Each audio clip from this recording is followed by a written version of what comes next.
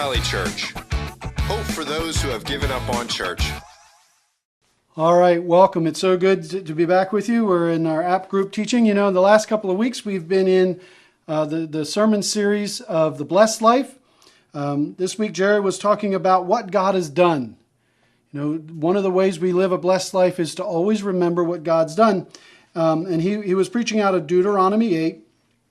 And what we're going to focus on, we're going to focus on that second point he was talking about, remembering how God did it. You know, he talked about remember how.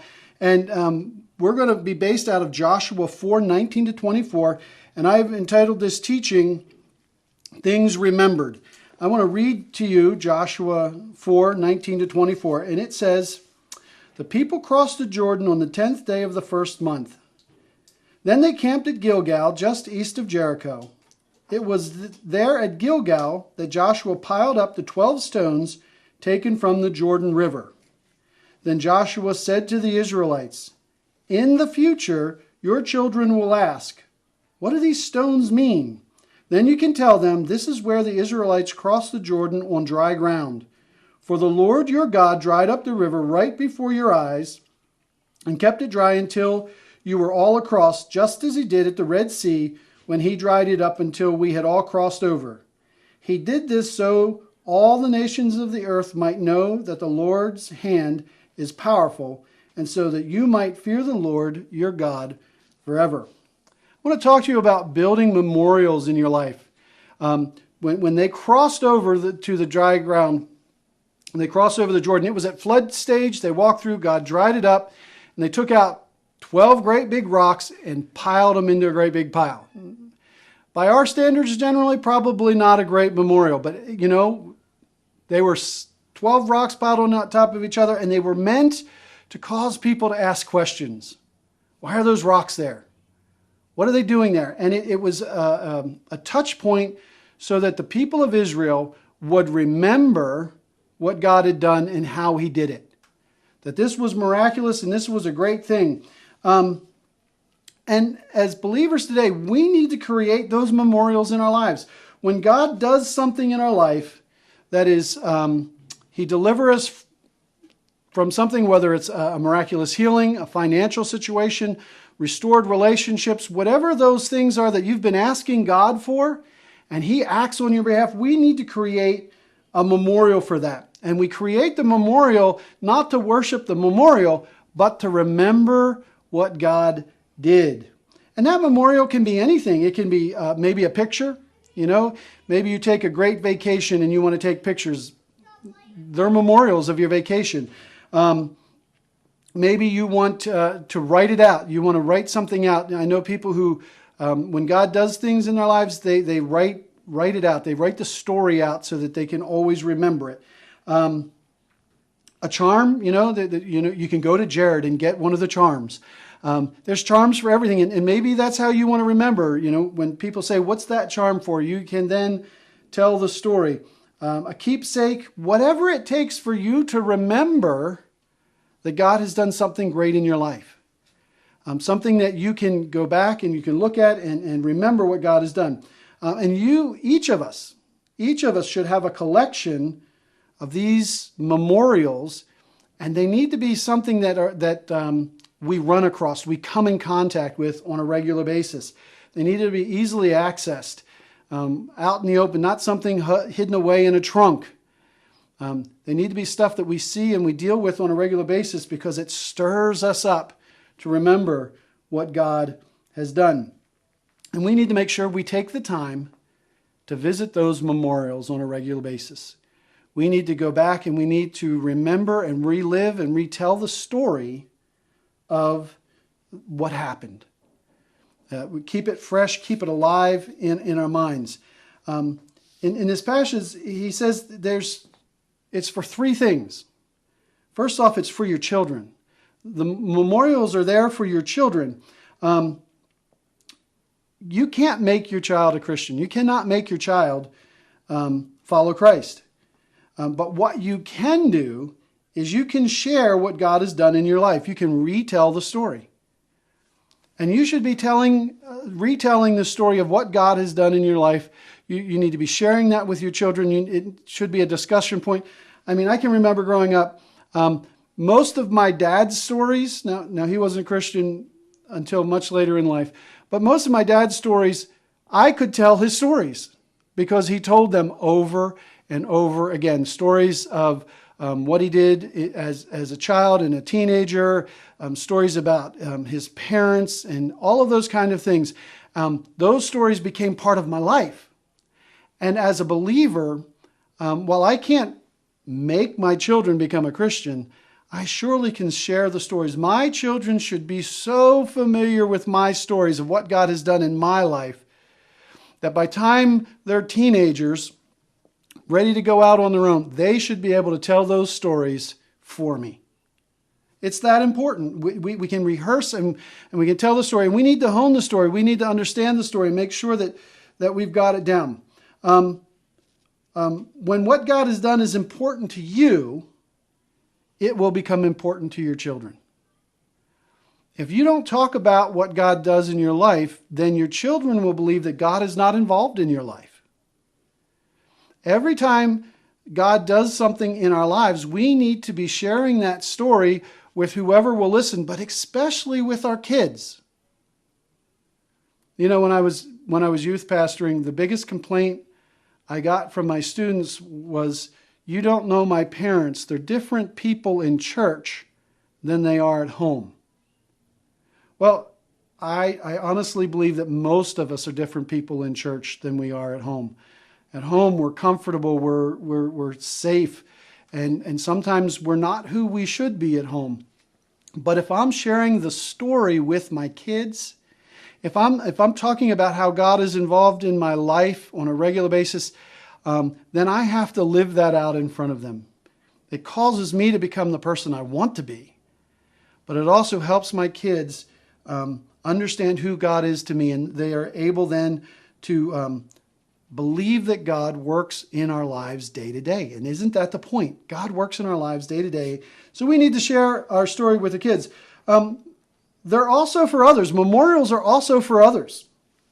It says in the passage that it is to show that God is at work among his people. And when we share our story with other people, it's about giving God the glory. When Joshua talks here, he says, he did this for all the nations of the earth might know that the Lord's hand is powerful.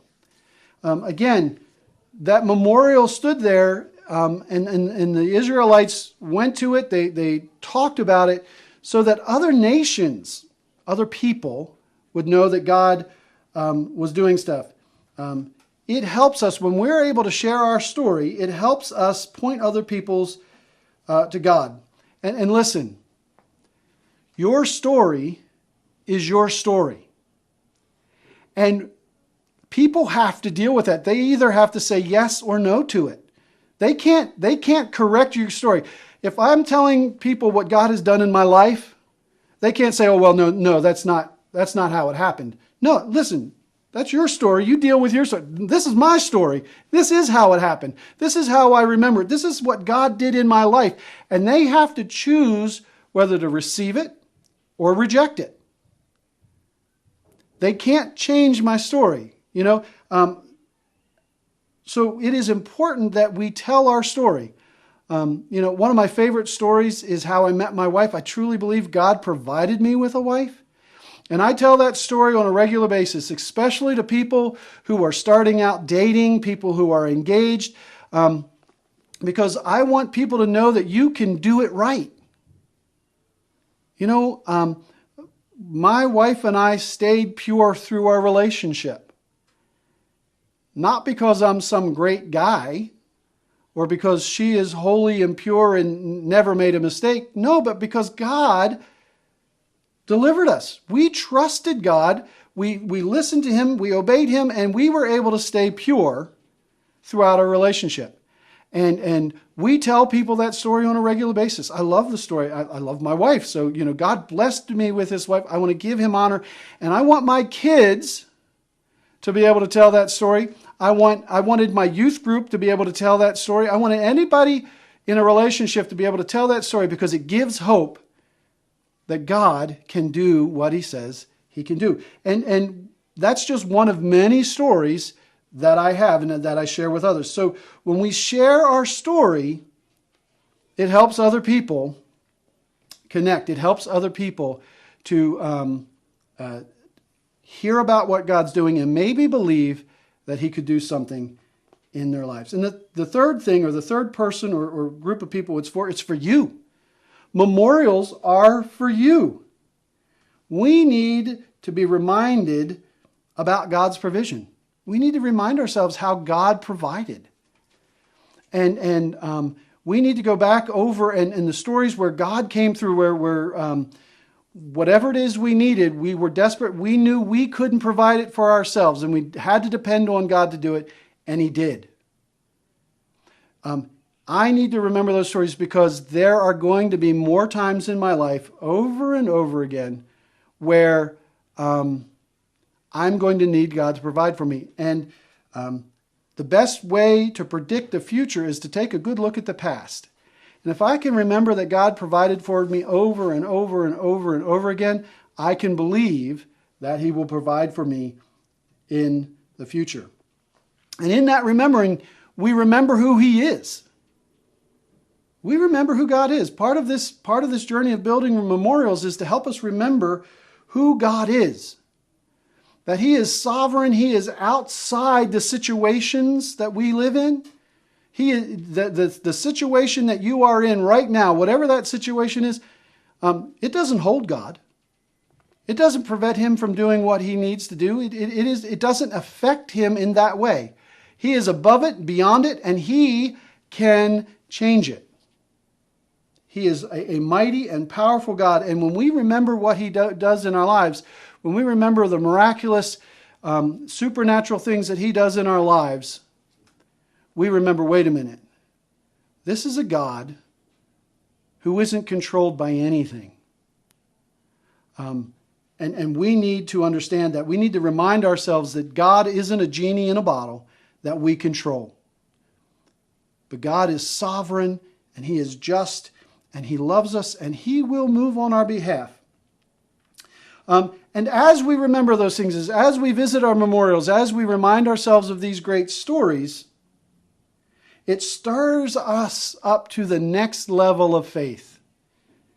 If I could believe God for this, and he came through, what else can I believe God for?